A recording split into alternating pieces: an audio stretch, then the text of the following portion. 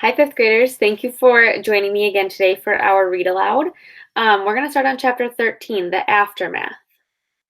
Daybreak, and the storm had passed, but the sounds of water were everywhere. The air was filled with the dripping sounds of mountain runoff and the sloshing sounds of flooded streams. And then came a very different sound. It was the clanging sound made when a robot slips on a wet rock. There were quite a few changes that morning. As Roz worked her way downhill, she scanned the aftermath of the storm. Giant mounds of mud and debris had formed below the cliffs. The island's central river had crested its banks and spilled into a nearby field and the forest. Some trees had been uprooted. Others were submerged, their upper branches barely poking above the floodwaters, and their lower branches swarming with fish instead of birds. After such a storm, you might expect to see animal corpses scattered among all the devastation. But the animals seemed to have survived just fine. Somehow, they had known the storm was coming, and they had found shelter long before it rolled in. Lowland creatures who had sought refuge on higher ground were waiting patiently for the water to recede. Deer were wading through the flooded fields. Beavers were busily collecting a trove of fallen branches. Geese honked in the sky before splashing down into a watery section of the forest. Clearly, the animals were experts at survival.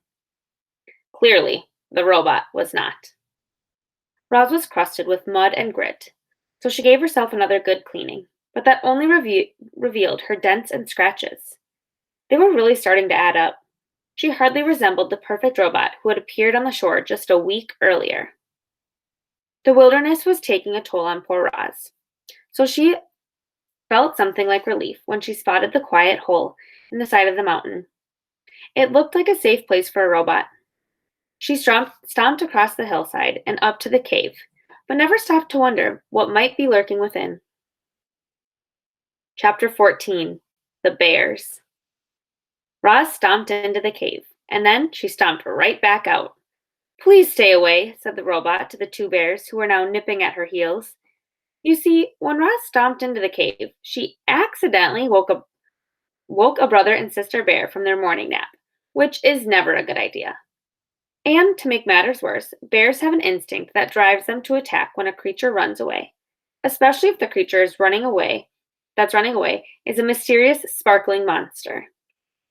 So as the startled bears watched Roz stomping out of their cave, they really had no choice at all. They simply had to take up the chase. Roz tried her best to outrun the bears. She leaped over rocks and wove through trees and stomped across the mountainside at full speed. But the bears were young and strong and fast. And the robot still had so much to learn about moving through the wilderness. She never even saw the tree root. One moment she was stomping along, and then the next moment she was flying through the air and thumping down onto a rotten log. Clumps of soft wood stuck to her side as she stood and faced her attackers. Wouldn't you be afraid if two bears were charging toward you? Of course you would. Everyone would. Even the robot felt something like fear. Roz was programmed to take care of herself. She was programmed to stay alive. And as the robot watched those bears charging toward her, she knew her life was in serious danger. The bears slammed into Roz, knocking her against the trunk of a towering tree. Then one bear dove at her legs, and the other clawed at her chest. If only the robot had swung her fists or kicked her feet, she could have scared them off. One good bop in the nose would have sent them running. But the robot's programming would not allow her to be violent. Clearly, Roz was not designed to fight bears. Powerful jaws chomped her arms. Sharp claws slashed her face. A massive head rammed into her chest. "Please stay away," said the robot. "Rawr," said the sister bear. "Grrr," said the brother bear. And then the bears went in for the kill. But the robot had vanished. Chapter 15, The Escape. Using all the strength in her legs, Roz jumped straight up, high into the air, and landed on a tree branch overhead.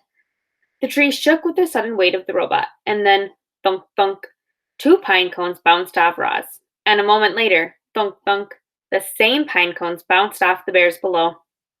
The bears grunted with annoyance. This gave Roz an idea.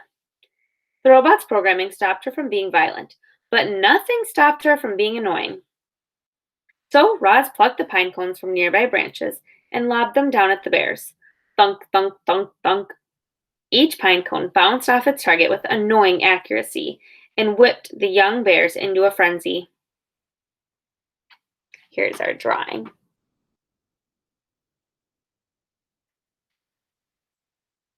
Roar, said the sister bear. Grrr, said the brother bear.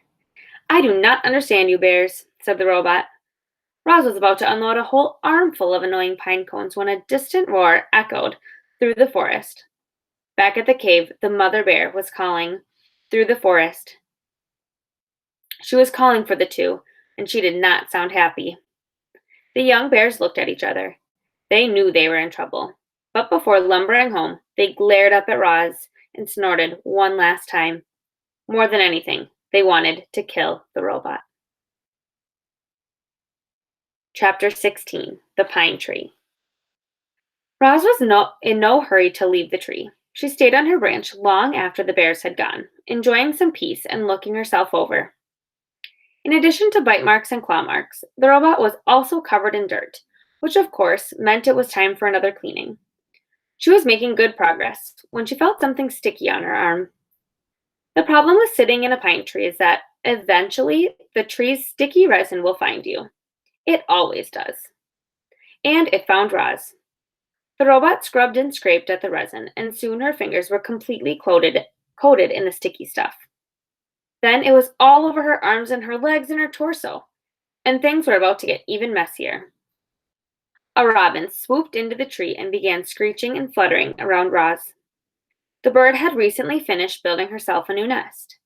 It was a little work of art, a delicate basket woven from grass and twigs and feathers, and it was right above the robot's head. Here's our little bird here. Screech, screech, said the robin. I do not understand you, Robin, said the robot. The robin continued screeching and fluttering, and then, splat! She splattered her droppings across the robot's face. This bird was serious. So Roz scooted away, farther out on the branch, until she heard a quick, sharp crack. Before Roz knew what was happening, the tree branch snapped under her weight, and she went crashing to the forest floor. She hit the ground hard, and lay there as broken branches and pine cones and needles showered down on top of her. There was another splat, and then a quiet returned to the forest. All right, fifth graders, thank you for joining me again today. We will do another reading from our book next week.